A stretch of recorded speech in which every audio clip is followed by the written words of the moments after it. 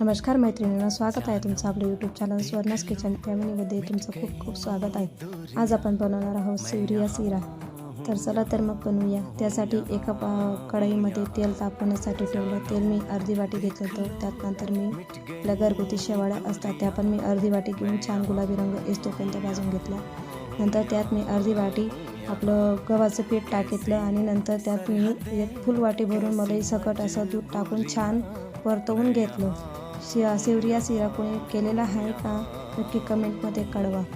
तर आपण आता अर्धी वाटी गूळ टाकून घेऊ। हे माझं समप्रमाणामध्ये मी सगळ्या गोष्टी टाकते त्याच्यामुळे माझा अंदाज चुकत नाही। आणि नंतर मी इलायची पावडर 1 चमचे आणि जायफळ हे अर्धे चमचे असं टाकून ते एकत्र मिश्रण करून ते पण टाकून दिलं आणि छान कालवून घेतलं आणि नंतर 10-5 मिनिटं झाकून दिलं। तुम्ही पाहू शकता किती छान वाफ फिरू दिली त्याच्यावर आणि आता बघा किती गुलाबी रंग येतोपर्यंत मी छान भाजून घेतलेलं आहे। तुम्ही एक वेळेस नक्की ट्राय करून बघा ही रेसिपी आणि आवडल्यास लाईक करा, शेअर करा आणि सबस्क्राईब करा आणि आपल्या चॅनलला